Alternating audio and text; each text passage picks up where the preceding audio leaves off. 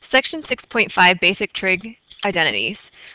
We're going to develop basic trig identities. An identity is an equation that is true for all values of the variables for which every term of the equation is defined. For example, a plus b quantity squared is equal to a squared plus 2ab plus b squared. This is an identity because it is true for all possible values of a and for b, just like the sum of square, or the sum of two cubes, or the difference of squares. Those would also be identities. So we have the quotient identities, which we've kind of already talked about. Tangent of t is sine over cosine. Cotangent is cosine over sine. And yes, you need to know that the name for that is the quotient identities. Your reciprocal identities are also written here. So the sine of t is 1 over the cosecant of t. Cosine of t is 1 over the secant of t. And tangent's 1 over the cotangent, etc. So make sure that you write those down. And you need to know that the name for them is the reciprocal identities. The next part that we are going to talk about are the Pythagorean identities. If you remember from our unit circle, if I were to draw a triangle, then I know the distance here is x and the distance here is y. And the equation for the circle is x squared plus y squared equals your radius squared, which in this case is just 1. From this, we can get our Pythagorean identity, and that's why it's called the Pythagorean identity, because it's using the Pythagorean theorem to find the x squared and y squared equals the 1. So remember we said that cosine was equal to the x value, sine is equal to the y value, so because of that we can get the cosine squared x plus the sine squared of x is equal to 1. So this right here is an identity, which is also written here. Usually it's written as sine squared x plus cosine squared x equals 1. It doesn't really matter how you write it, but you'll see a lot of people usually write it like this. Now, from that, we can derive two other identities. So if I know cosine squared x plus sine squared x is equal to 1, so I'm going to write that over here. Or actually, you know what, let me write the other way. So let's do sine squared plus cosine squared x equals 1. Well, the other two identities I can get by dividing out sine or cosine. So if I divide this by sine squared x, and I divide each term by sine squared x, well, I can use my identities to simplify this. Well, sine squared x over sine squared x would just be 1. Plus cosine squared over sine squared x. Well, cosine over sine we know is really equal to cotangent, so this would be cotangent squared x equals 1 over sine squared x would be a reciprocal identity. So the reciprocal identity for this would be 1 over sine, which becomes cosecant squared of x. So this is another Pythagorean identity right here. Now, I can get another Pythagorean identity if instead of dividing by the sine squared, let's say we divide by cosine squared x. So if I divide by cosine squared x, the other Pythagorean identity I can get, sine squared over cosine squared, would be tangent squared x plus cosine squared x over cosine squared x is 1 equals 1 over cosine squared x would be equal to the secant squared x. This is the other Pythagorean identity. So there are 3 of those that you need to know. Now, for these 3 that we have, these are the main identities. So like I said, make sure that you know each of these that we have right here. But from each of these 3 identities that we have, we can also come up with 2 more for each of them by solving. So for this first one that I have, the first identity, we can solve for sine by subtracting cosine to the other side. So another identity we use would be sine squared t is equal to, and it doesn't matter if you use t or x, 1 minus cosine squared t. Another one we can get is if we solve for cosine by subtracting sine squared to the other side. So cosine squared t is equal to 1 minus the sine squared t. And those you also need to know as well, but they're not really called Pythagorean identities, but we can derive them from our Pythagorean identities. And we often use these values when we're doing our identities to substitute and to solve trig identities. So for the next one, we can do the same thing. If I solve for 1, I know that the cosecant squared t minus cotangent squared t is going to be equal to 1 because I just subtracted this to the other side. And then I could also say that the cotangent squared t is equal to cosecant squared t minus 1. And notice that cotangent and cosecant are together, which makes sense because remember, cotangent in your denominator you have sine, and for cosecant it's 1 over sine. And remember, your asymptotes, if you graph them, are in the same places, so that's why cotangent and cosecants go nicely together. The last one then, we have tangents and secants, which are nice because remember, for your denominator here you have cosine in the denominator, so your asymptotes, if you were to graph it, are in the same place, unless you have transformations, of course. And then so for this one, if I solve for tangent squared t is equal to secant squared t minus 1. And then I can also solve for 1 by doing secant squared t minus the tangent squared t is equal to 1. So make sure again that you have all of these memorized. You need to know each of these. So these are the 3 Pythagorean identities where we get 2 different ones for each. And again, we'll be using them a lot. And you need to have all of these memorized, the quotient identities, reciprocal identities, because those are often used as well. So I made it look a little nicer right here. So these are the Pythagorean identities, and again, you can get 6 more identities out of that.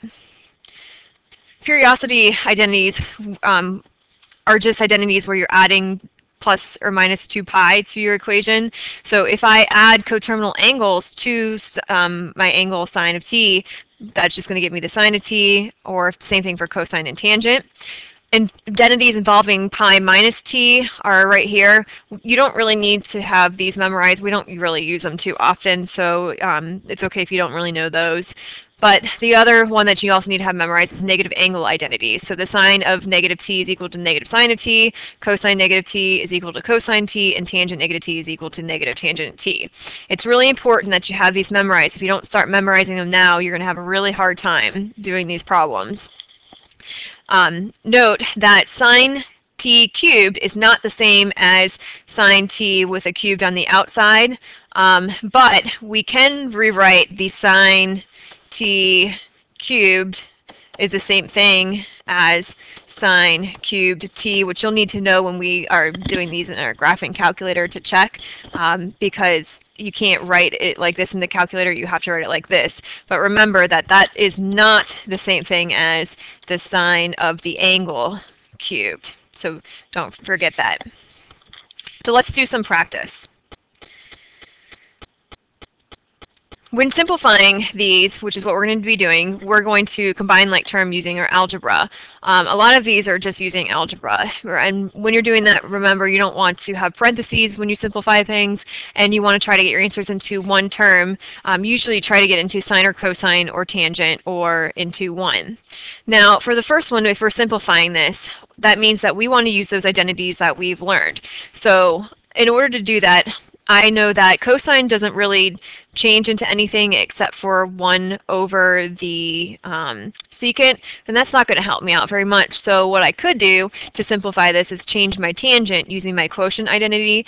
Tangent is the sine of t over the cosine of t, and that's being multiplied by the cosine of t. And if you want to put that over 1 to help you out, that's fine. Just show you that then you can cross out, since it's multiplied, your cosine t's.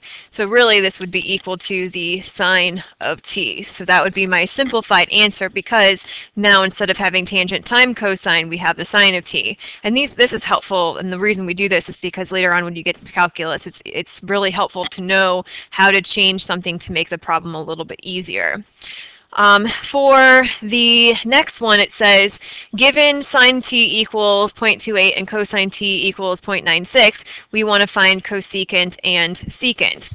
So remember that the cosecant of t is really equal to 1 over the sine of t. So in this case, 1 over 0.28, and of course we don't like to have decimals in our problem, so this would really be 25 over 7. And then for the secant of t, that is the same thing as 1 over the cosine of t, which would be equal to 1 over 0.96, which is equal to, when we write this into fraction form, 25 over 24. So using the reciprocal identities helps us solve for other parts, which we've talked about before. For number 3, we are simplifying this. So if I want to simplify this, we have tangent squared times cosine squared t plus cosine squared t. Now that means I want to try to get this into one term if I possibly can. Well, tangent I know is sine over cosine, so I'm going to start with that.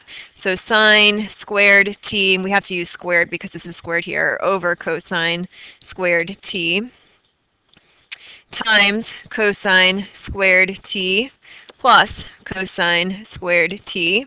Remember, this is really over 1, so that cancels out to leave me with sine squared t plus cosine squared t.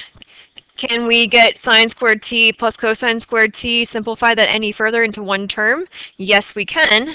We can get this into one term because this is a Pythagorean identity. Sine squared plus cosine squared is equal to 1. So that would be the solution there. So why don't you guys see if you can pause it and do number 4 on your own, and then I'll pause it and we'll do it together.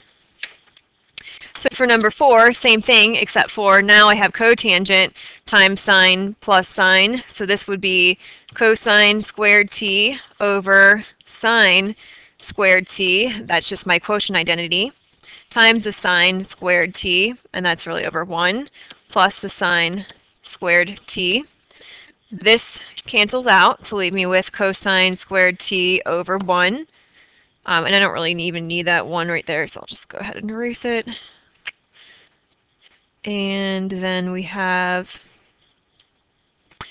plus sine squared t. And again, right here, this is my Pythagorean identity, so that's equal to a value of 1. And again, when you're simplifying these, you're trying to see if you can get it into one term using your identities that you have memorized. Now for the next one, it says find the exact value of sine 13 pi over 6. So that would be using our periodicity identities, because I know that this is coterminal with one of my angles on my unit circle. So I'm trying to figure out if it's 13 pi over 6, that means I went around my circle more than once. So then for that, I would have to figure out 13 pi over 6. Well, if I subtract 2 pi from that, I need a common denominator. So common would be 6. So that would become 12 over 6. When I subtract, I get pi over 6. So then I know that the sine of 13 pi over 6 is the same thing as the sine of pi over 6 using my periodicity identity, because pi over 6 plus 2 pi gives me 13 pi over 6. And then I just use my unit circle. Okay, so my unit circle, pi over 6, we're in the first quadrant. So in the first quadrant, I have to figure out what the sine is. Remember, the sine is the y value. So in this case, this would be equal to a value of 1/2. And again, that's just using your unit circle. And the very last part. So the very last part says use the Pythagorean identities to find the sine of t for the given value of cosine t. Make sure the sine is in the correct for the given quadrant that you have. So right now it says the cosine of t is equal to -3 over root 10, and it's in the quadrants pi over 2, in between pi over 2 and pi. So first you have to think, what quadrant's in between pi over 2 and pi? Well, I know that's going to be quadrant 3, and how do I know that? From my unit circle, because remember, this is pi over 2, and this is pi right here. This is 3 pi over 2, and this was 0 and 2 pi. And then if I want to solve this, I can use my Pythagorean identities, or I can go ahead and make a triangle. So I'm going to show you two ways to do this. If I make a triangle, cosine is adjacent over hypotenuse, so this would be -3, and this would be root 10. And then I could use my Pythagorean theorem in order to figure out what the other length would be.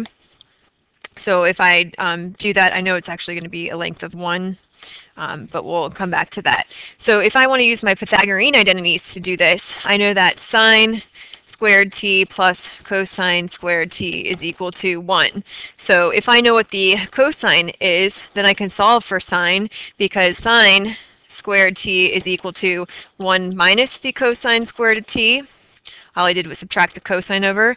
So sine squared t is equal to 1 minus, in this case, negative root, or -3, oops, over root 10.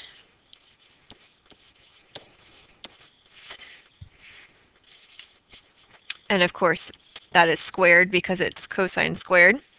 And then if I keep going, I get sine squared t equals, and this would be 1 minus -3 squared would be 9, and root 10 squared would be 10.